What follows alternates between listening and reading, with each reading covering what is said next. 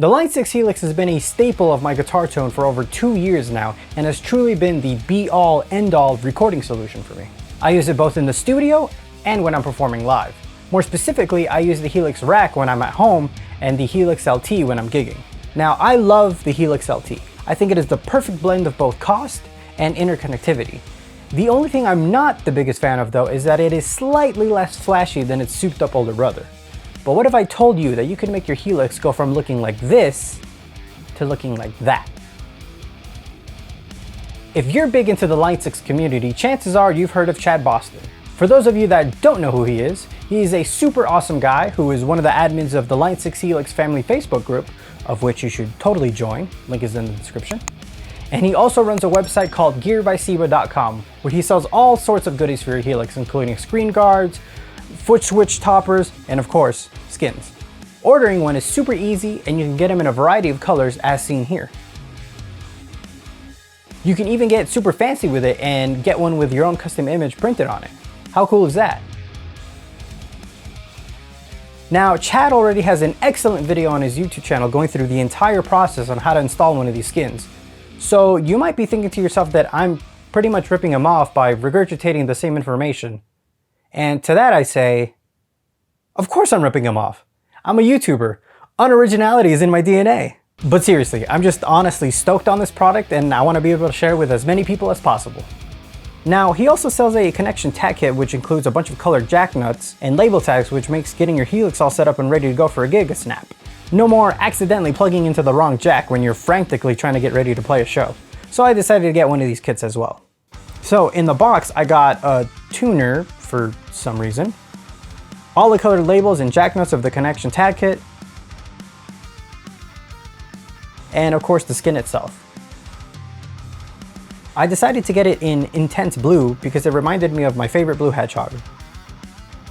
Before we get started though, it's super important that the unit itself is rid of any dirt and debris.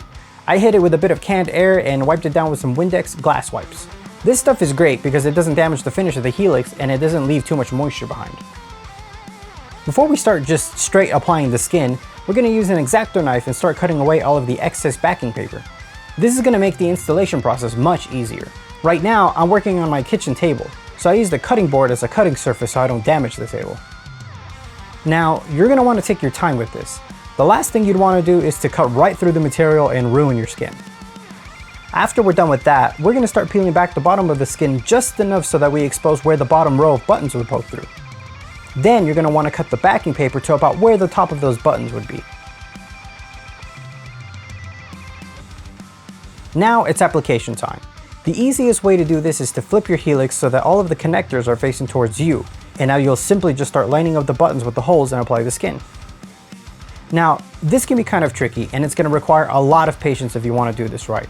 But since we cut out a lot of the excess paper and freed up the bottom row of holes, if we goof, then it's real easy at this stage to simply pick up the skin and reapply it. Take your time. Be patient, it's not a race. And if it sticks a little, that's fine, it's okay. Be patient with yourself, it's not a race. Once you think you've gotten the bottom part of the skin pretty much lined up, flip your Helix over and start working on the next row of buttons by peeling away at the backing paper. Again, for the absolute best results, please take your time. Once you've got the top row of buttons all lined up, the rest of it should fall into place pretty nicely. Next, we're going to apply the stickers to the knobs. The master volume sticker is nice because it has a groove to show you exactly where it goes. Now, all of the knobs should come out pretty easily, and I did just that for the volume control, but for the rest of them, I just applied them while they were still on the board. And voila, you've successfully pimped out your Helix. Next, we're going to start applying the connection tag kit. This is what the main label looks like. This part's pretty straightforward. Just align the label over top the connectors and make sure it's all lined up and stick it to your heart's content. Yeah, stick it. Yeah, stick it. After that, we're going to apply the various colored rings on the label itself. Now, the way you color code everything is all going to depend on you deciding how you want to run your Helix live. In my case, I'm currently performing solo, so I'm using my Helix as not only my guitar processor, but also as a mixer for my in-ears and backing tracks. I use white and red for the returns since that's where I'm plugging in my iPod Touch for the backing tracks, which makes sense when you're using a stereo Y to 1/8 inch cable.